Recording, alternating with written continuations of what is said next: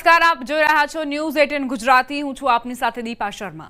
હવામાન વિભાગે આગાહી કરી છે આગામી 7 દિવસ સામાન્યથી મધ્યમ વરસાદની આગાહી કરી છે। ચોમાસાની વિદાય શરૂ થઈ છે। કચ્છના કેટલાક ભાગમાંથી ચોમાસાની વિદાય શરૂ થઈ। 22 અને 23 સપ્ટેમ્બરે પણ સામાન્યથી મધ્યમ વરસાદની આગાહી હવામાન વિભાગે કરી છે। તો વિધિવત રીતે ચોમાસાની વિદાય થવાની પ્રક્રિયા શરૂ થઈ ચૂકી છે। હવામાન વિભાગે આ દરમિયાન આગાહી કરી છે કે 7 દિવસ સુધી સામાન્યથી મધ્યમ વરસાદ પડી શકે છે। ચોમાસાની વિદાય અત્યારે કચ્છના કેટલાક ભાગોમાંથી થઈ છે। 22 અને 23 સપ્ટેમ્બરે પણ સામાન્યથી મધ્યમ વરસાદની આગાહી કરાઈ છે।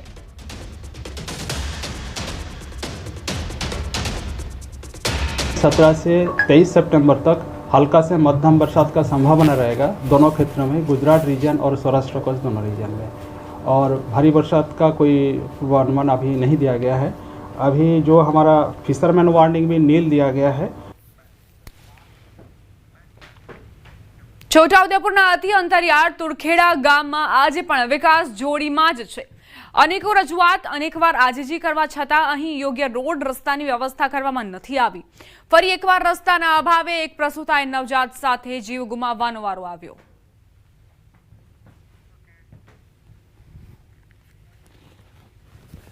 રસ્તાના અભાવે કોઈ બી નાનો મોટો વિકાસ નહીં થતો, કારણ કે રસ્તા એવા છે કે પહાડી વિસ્તાર એટલે કોઈ બી નાનું મોટું કામ હોય ને રસ્તાના અભાવે એક તો બીમાર લોકો પણ મરે બી રસ્તાના અભાવે મરે, અને જે લોકો નાનો મોટો વિકાસ કરવા માંગે એ વિકાસ પણ નહીં થતો। કે આજે મૃત્યુ થઈ છે કે પ્રસ્તુતા વખતે મૃત્યુ થઈ છે અને જન્મનારું બાળક પણ મૃત્યુ થયું છે, એટલે 2 મૃત્યુ થયા છે। અને ગઈ સાલ પણ એ આવી રીતે જ મૃત્યુ થયું હતું।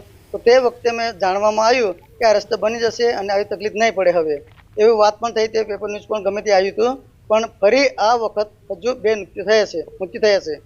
તો અમારે કહેવાનું એટલું છે કે આ રસ્તો બની જાય વહેલી તકે અને સારી રીતે બની જાય તો આવી વારંવાર ઘડીએ ન બને। એક કેસ પહેલા બની ચૂક્યો છે, એક હવે પાછો અત્યારે બની ચૂક્યો છે, એટલે એના કારણે અમારો રોડ થઈ જાય, અમારે બધી સુવિધા થઈ જાય। એના સિવાય અમને અમારે સુવિધા જ જોઈએ છે। અમારે 108 અહીંયા ગામમાં સુધી પૂગી શકે।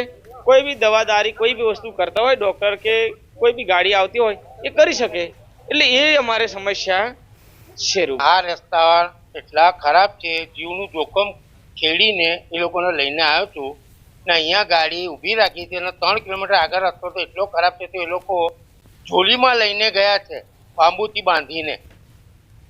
એટલે મહેરબાની કરીને આ રસ્તાનો થોડોક નિકાલ કરો। કઈ ગાડીનું ઉપરથી નીચે ઉતારીએ તો ગાડી બ્રેક મારીએ તો પણ લપસી જાય છે, એટલે ખાઈમાં જતી રહે એવી રસ્તા છે, એટલા ડેન્જર રસ્તા છે। સગર્ભા બહેનોને જે પ્રસૂતિ દરમિયાન જે પીડા ઉપડી હતી તો એ ટાઈમ દરમિયાન 108ને કોલ કરતા તેઓ દ્વારા આપણે કવાંટ એસડીએચ ખાતે એ લોકોને લાવ્યા હતા, અને પરંતુ સગર્ભા બેન પ્રથમથી જ હાઈ રિસ્ક પ્રેગ્નન્સી તરીકે એનું નિદાન થયેલ હતું, જેથી કરીને સરકારશ્રીના માર્ગદર્શન મુજબ એને આપણે નર્સરી કે જે એસએચજી હોસ્પિટલ ખાતે ક્યાં તો જિલ્લાની હોસ્પિટલ ખાતે ડિલિવરી કરવાનું થાય તો એને ધ્યાનમાં રાખી અને ત્યાંથી સીધી જ રિફર કરવામાં આવી હતી આપણે જિલ્લા હોસ્પિટલ છોટાઉદેપુર ખાતે, અને ત્યાંથી પણ એને પરિસ્થિતિ ગંભીર જણાતા પછી બરોડા હોસ્પિટલ ખાતે એને તાત્કાલિક રિફર કરવામાં આવી હતી। ન્યૂઝ 18 ગુજરાતીની ટીમ ગ્રાઉન્ડ ઝીરો પર પહોંચી ગઈ છે। આપણે તસવીર બતાવવા માંગીશું કે આ જે ગામના લોકો જે છે તે એક મહિલાને જોડીમાં નાખીને જે લાવી રહ્યા છે એ જ મહિલાનું કરુણ રીતે મૃત્યુ થયું છે, કારણ કે આ જે પ્રસૂતા મહિલા હતી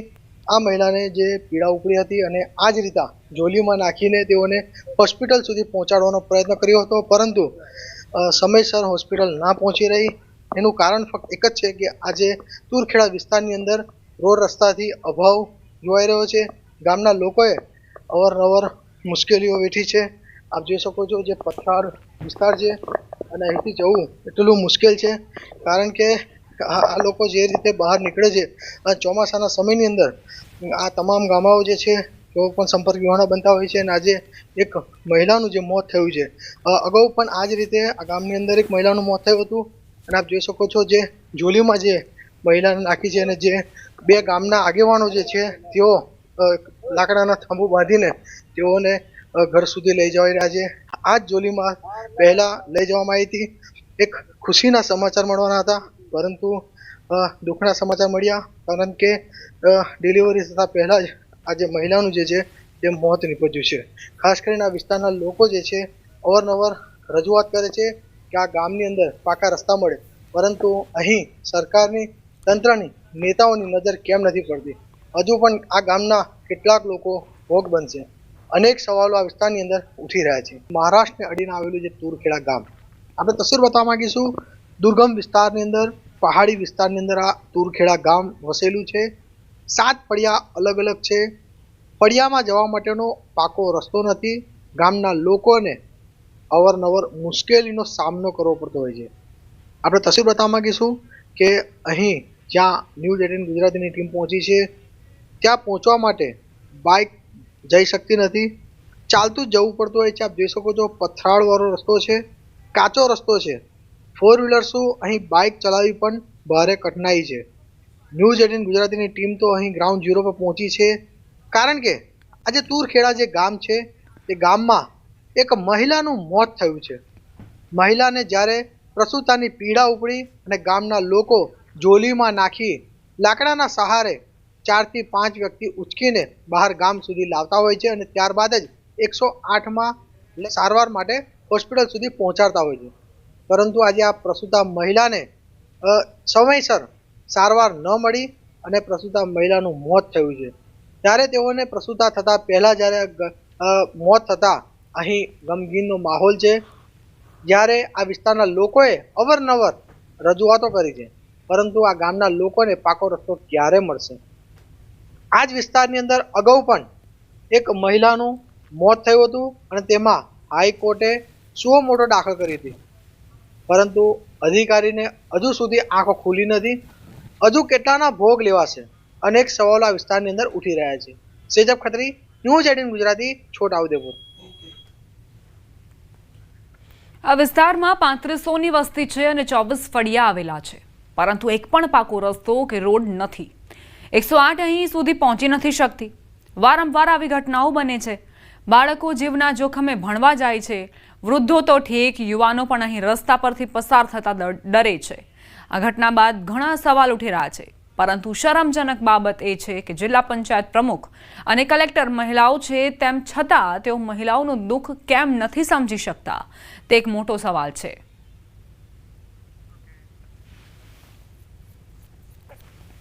પહેલા જેનું જે મૃત્યુ થયું છે એ વાતથી હું ખૂબ જ દુઃખની લાગણી અનુભવું છું. પણ આગળ જે પ્રોસેસ જે કરવાની છે, આ પહેલા પણ જે બનાવ બન્યો હતો ત્યાર પછી અમે જિલ્લા પંચાયત અને ધારાસભ્યશ્રી તમામે સાથે મળીને રાજ્ય સરકારમાં પણ એની દરખાસ્ત કરી દીધેલી છે. સાથે સાથે એક રોડ બની ચૂક્યો છે, બીજો બનવાનો છે. પોતે હાઈ રિસ્ક મધર હતી, એની પહેલી 4 ડિલિવરી થઈ ગઈ હતી, આ 5મી ડિલિવરી હતી, એટલે માતા પણ પોતે હાઈ રિસ્ક હતી. એટલે એ પણ આપણે પણ અને એના પરિવારને પણ જોવું જોઈએ કે માતાની કેવી રીતે કાળજી રાખવી, કે 4 પ્રસૂતિ હોય, વજન ઓછું હોય, લોહી ઓછું હોય, તો એ પણ કાળજી રાખવાની, પરિવારને કાળજી રાખવાની હોય છે. ઘણી બધી મહિલાઓના જોડીમાં દવાખાનામાં લાવવાના કિસ્સા આવ્યા છે, મોત થયા છે, કોઈનું બાળક મરી ગયું છે. એવા દર વર્ષે દર મહિને કિસ્સા બને છે. એવી આજે એક ઘટના બની અને આ ખૂબ જ નિંદનીય છે. આ જે સ્થિતિ છે ખૂબ જ દુર્ભાગ્યપૂર્ણ છે.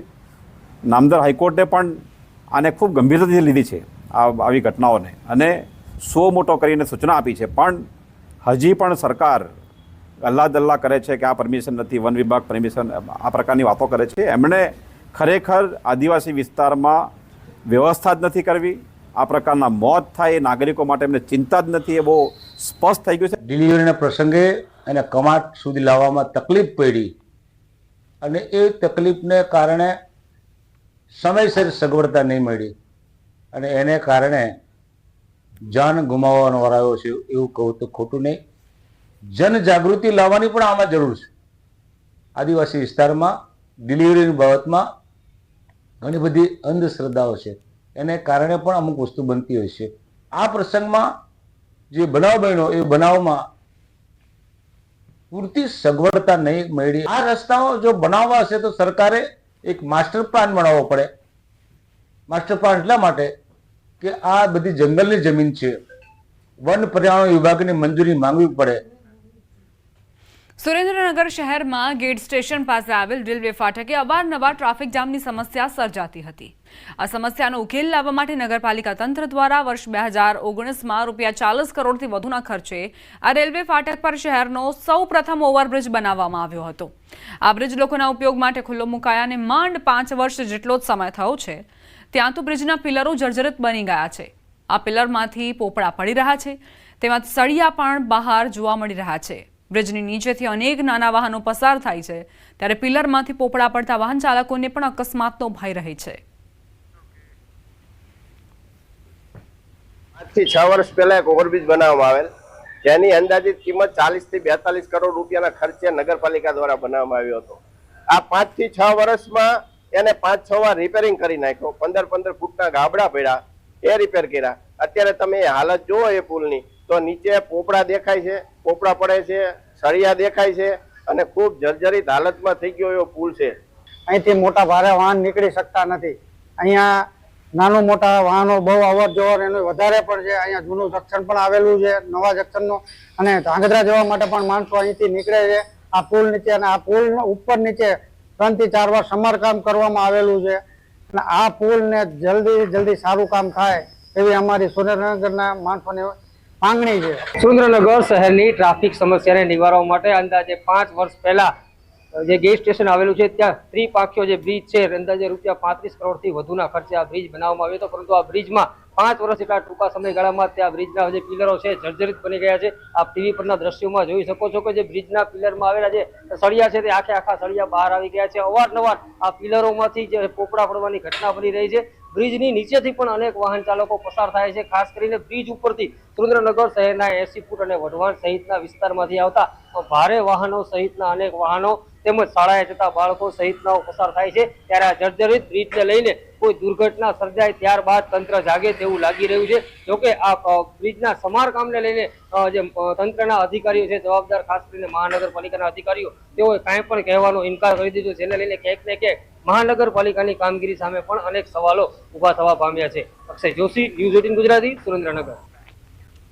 રાજકોટ ગ્રામ્ય વિસ્તારના રોડ બિસ્માર હાલતમાં જોવા મળી રહ્યા છે. રાજકોટ શહેર કોંગ્રેસ દ્વારા રૂડા ઓફિસનો ઘેરાવ કરાયો, ગંગાજળ છાંટી અનોખો વિરોધ કર્યો. કોંગ્રેસ કાર્યકરોએ રૂડા CEAનો ઘેરાવ કર્યો. માંડા ડુંગર, જસવંતપુર, મહિકા અને પાડ સહિતના વિસ્તારોમાં ખરાબ રોડ રસ્તા અંગે ઘેરાવ કર્યો. અધિકારીની ચેમ્બરમાં રામધૂન બોલાવીને વિરોધ કરાયો.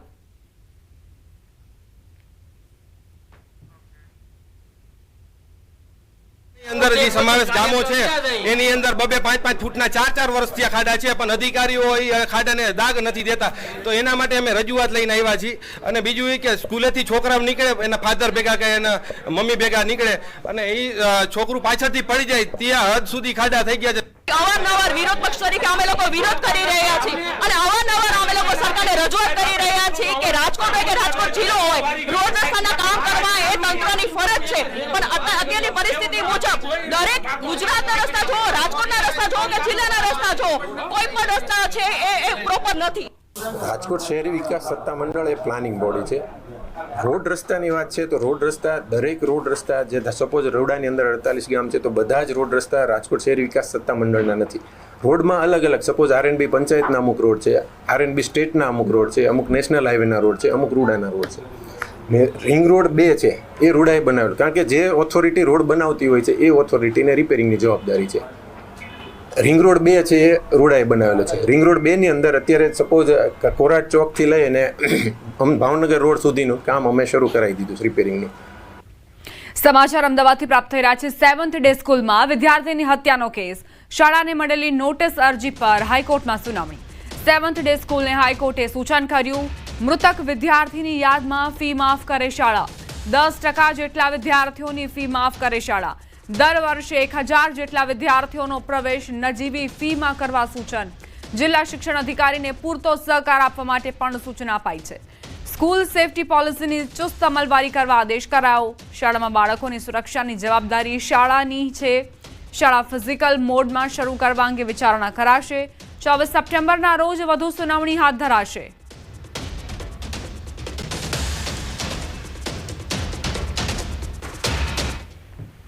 પંખો ફરતા જ ઉડી ગયું 11 લાખનું દૂધ.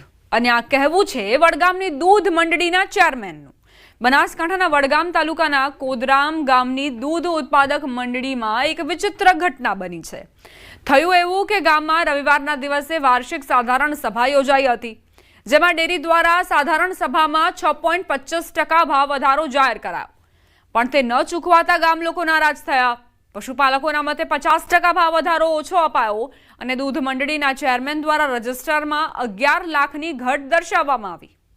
વાર્ષિક અહેવાલમાં 11 લાખની ઘટ બતાવતા પશુપાલકોએ પૂછ્યું તો ચેરમેને કહ્યું પંખાના કારણે દૂધના વજનનું બેલેન્સ ન રહ્યું, જેના કારણે વધઘટ થઈ છે.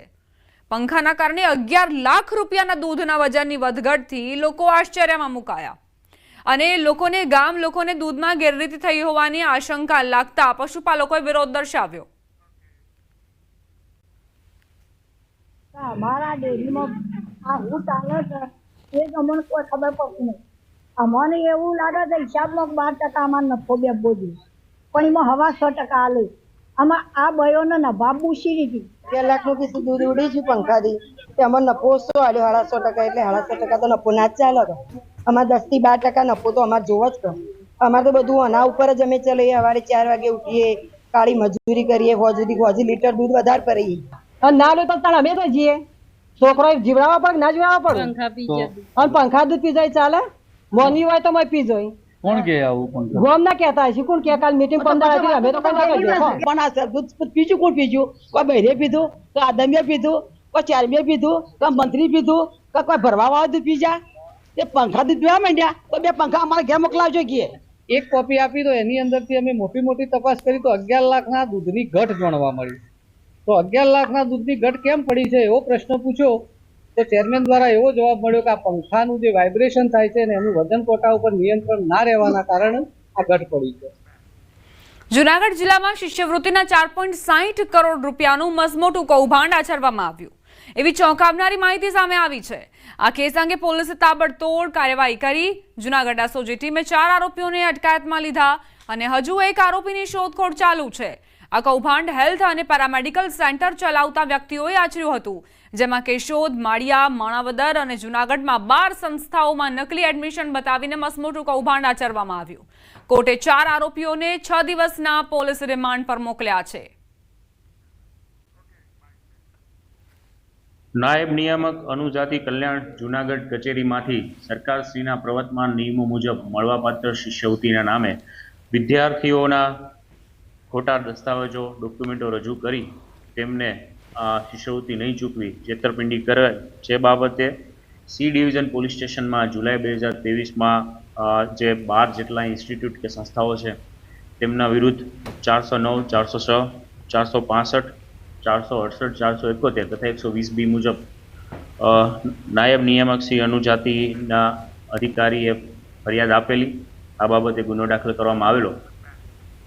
સુરતના કીમ અને કોસંબા સહિત અનેક વિસ્તારોમાં ગેસ સિલિન્ડરને લઈને કકડાટ સર્જાયો છે, જ્યાં છેલ્લા 1 સપ્તાહથી ગ્રાહકો બુકિંગ કર્યા બાદ પણ સિલિન્ડરથી વંચિત છે. કલાકો સુધી લાઇનમાં ઊભા રહેવા મજબૂર બન્યા છે. લોકો દૂરથી ભાડું ખર્ચીને આવે છે, પરંતુ ખાલી હાથ પરત જવું પડે છે.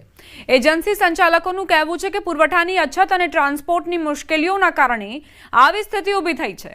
ત્યારે તાત્કાલિક પગલાં લઈને રાહત મળે તેવી લોકો માંગ કરી રહ્યા છે.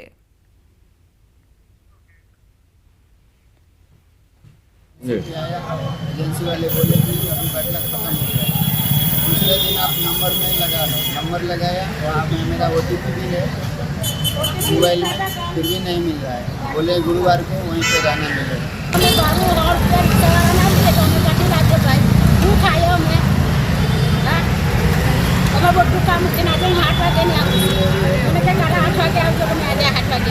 હું અત્યારે 10 વાગ્યાનો આવેલો છું, અડધો કલાકથી ઊભેલો છું અને હજુ વેઇટિંગમાં લાઈન ચાલુ જ છે. હવે ત્યાં ગયા પછી બોટલ મળશે કે નહીં એની કોઈ ગેરંટી નથી ને છેલ્લા કેટલા વખતથી આ પ્રોબ્લેમ ચાલી રહ્યો છે. લાઈનમાં ઊભા રહી તો એ લોકોને પહેલે આપો, તમારા કામવાળાને તમે ગમે ત્યારે આપી શકો છો. તો અમારે એ કેવું છે કે લાઈનમાં ઊભા રહીને પબ્લિક જે તકલીફ બેઠે છે, તો જેવી રીતના આ રાશન કાર્ડના વિભાગ કર્યા છે દુકાનના, એવી રીતના એજન્સીનો પણ વિભાગ કરવો જોઈએ.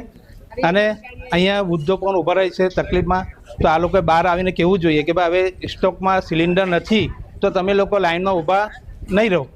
કેમ કે આ લોકો અંદર બેસેલા એ લોકોને ખબર હોય છે કે સ્ટોક કેટલો છે. તો વધેલો સ્ટોક હોય તો માણસોને ગણીને પાછળથી ના કહી દેવું જોઈએ કે ભાઈ હવે તમે અહીંયા ઊભા ના રહો, તમને સ્ટોકમાં સિલિન્ડર નથી તો નહીં મળશે. 2 દિવસ પહેલા મારી મમ્મી આવેલી, તો મારી મમ્મીની ઉંમરમાં ક્યાં અહીંયા ઊભા રહેવાના. 2 દિવસથી મારી મમ્મી પર આવીને ગયા છે. પછી મેં કાલે પણ નહીં મળ્યો, મારી મમ્મી આવીને ગયા. પછી મેં કીધું કે મેં જામ છું, એમને કોન્ટેક્ટ કરીને જ આવ્યો છું ને એમણે મને કોન્ટેક્ટમાં કીધું છે કે હા તમને મળી જશે ને એ લાઈન પર છે. મેં કહ્યું લાઈનમાં અમે બોટલ બધું નોંધાવી લીધું છે. મેં કહ્યું લાઈનમાં ઊભા રહેવા પછી અમને બોટલ મળવું જોઈએ, પછી પાછા રિટર્ન નહીં થવું જોઈએ. તમારે કોઈ અફરાતફરી કરવાની જરૂર નથી. આ ઉપરથી મેન્ટેનન્સ નથી ગેસની બોટલનો, એટલે આ પ્રોબ્લેમ આવે છે. આમાં એજન્સીનો તો કોઈ વાંક જ નથી. તો તમને અપીલ છે કે તમે લાઈનમાં ઊભા રહો, ટોકન લો અને બોટલ તમને મળશે. અમારી પાસે જેટલા બી આવશે બોટલ એટલી અમે સપ્લાય આપવાની ટ્રાય કરીએ જ છીએ. શનિવારના બુકિંગ પર બી બોટલ આપશું, પણ એના માટે તમારે ટોકન લેવી જરૂરી છે. અને જો અમારી પાસે ગાડી આવશે તો અમે ગામ ટેમ્પા બી મોકલી આપીશું. થોડું રસ્તાના અભાવને કારણે જે પેલા જે ગાડીઓ ખડી તે થોડી લેટ પડે છે અને એને લીધે થોડું એ સમયને એને એટલે કસ્ટમરને પેલું કેવું થાય કે ભાઈ પેનિક થઈ ગયું કે ભાઈ ગેસ નથી આવું થઈ ગયું. લાઈન પ્રમાણે જ આપણે આપીએ છીએ અને ઓટીપી લઈને જ આપણે આપીએ છીએ. પણ આમાં જે ઇન્ડસ્ટ્રીયલ સિલિન્ડર જે હોય છે 19 kgના અને 5 kgના જે સિલિન્ડર લેવા આવે તો એ કસ્ટમરને આપણે ત્યાં કહીએ કે ભાઈ તમે ત્યાંથી લઈ લો, એટલે એમાં કોઈ લાઈન નથી ને ઇન્ડસ્ટ્રીયલનો છે એટલે એમાં કોઈ નથી. આપણે અવેલેબલ સ્ટોક છે આપણી પાસે, એટલે એ ત્યાંથી એ લોકો ત્યાંથી બારોબાર લઈ લે અને એ લોકો પછી મારી જોડે બિલ ફાવી લે. સમાચાર ભરૂચથી સ્વચ્છતા હી સેવા કાર્યક્રમના ધજાગરા ઉડ્યા. આમોદ નગરપાલિકા પ્રમુખે કાર્યક્રમના ધજાગરા ઉડાવ્યા. કચરો રોડ પર નંખાવીને ફોટોશૂટ કરાવતા કેમેરામાં કેદ. પ્રમુખ જલપા પટેલ અને ચીફ ઓફિસર પંકજ નાયકે સફાઈના કરેલા નાટકના દ્રશ્યો સામે આવ્યા છે. સફાઈ કર્મચારીઓ આમોદ નગરપાલિકાના કમ્પાઉન્ડમાં ઓલરેડી સવારમાં સાફ સફાઈ કરેલી હતી. તે છતાં જાતે આમોદ નગરપાલિકાના ચીફ ઓફિસર સાહેબ શ્રી, આમોદ નગરપાલિકાના પ્રમુખ શ્રી એ જાતે ફોટોશૂટ કરવા માટે જાણી જોઈને ત્યાં આગળ કચરો નખાવે છે અને ફોટોશૂટ કરાવે છે. ડીસામાં ખેતીવાડી વિભાગે શંકાસ્પદ ખાતર ઝડપી પાડ્યું. જીપ ડાલુ ભરીને જતા ખાતરને ઝડપી પાડ્યું. યુરિયા ખાતરની થેલી બદલી ખાતર લઈ જવાતું હતું. સાંચોરથી ખાતર ડીસા તરફ જતા કંસારી ટોલ નાકાથી ઝડપાયું. 60 યુરિયા ખાતરના શંકાસ્પદ કટ્ટા કબજે લેવાયા. ખેતીવાડી વિભાગે સેમ્પલને પરીક્ષણ અર્થે મોકલ્યા. ખાતરની અછત વચ્ચે કાળા બજાર થતું હોવાની પણ ફરિયાદ ઉઠી છે.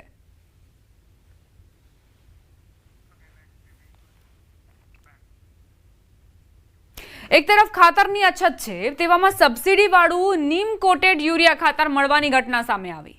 બારડોલીના મહુવાના તરસાડી ગામે 30 બેગ ખાતરની મળી આવી. શ્રીરામ રેઝિન પ્રાઇવેટ લિમિટેડના જવાબદારો સામે ફરિયાદ નોંધાઈ છે. સબસિડીવાળું નીમ કોટેડ યુરિયા ખાતર ઔદ્યોગિક હેતુથી વેચાણ કરાયું. નાયબ ખેતી નિયામકે મહુવા પોલીસમાં ફરિયાદ આપી. શ્રીરામ રેઝિનના જવાબદારો તેમજ જથ્થો સપ્લાય કરનાર ઋષભ ટ્રેડિંગ કંપની સામે ફરિયાદ નોંધાઈ છે. 30 બેગ નીમ કોટેડ યુરિયા હાલ એફએસએલમાં મોકલ્યું છે. રિપોર્ટ આવતા સ્થળ પરથી 3 બેગ મળી આવી હતી. 1500 કિલોગ્રામ ખાતરના 57,000 રૂપિયા કરવેરા સહિત 67,260ની રકમનો એફઆઈઆરમાં ઉલ્લેખ કરાયો છે. 27 નંગ બેગ રેઝિન બનાવતી પ્રક્રિયામાં કંપનીમાં ઉપયોગમાં કરાયો હતો.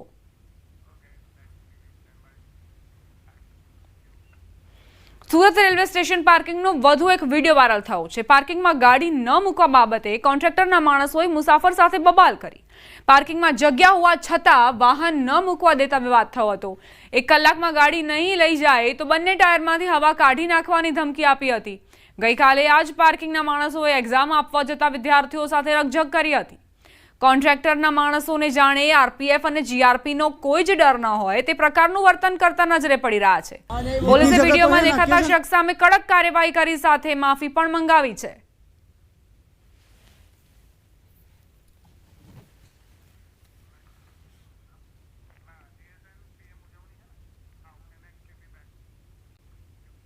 આ તરફ સોમનાથ ટ્રસ્ટ દ્વારા પીએમ મોદીના જન્મદિવસ નિમિત્તે વિવિધ કાર્યક્રમનું આયોજન કરાયું, જેમાં રાજ્યની તમામ સંસ્કૃત પાઠશાળાના 4,500થી વધુ ઋષિકુમારો અને ગુરુજનોએ મંત્રોચ્ચારથી પીએમ મોદીને આશીર્વાદ પાઠવ્યા.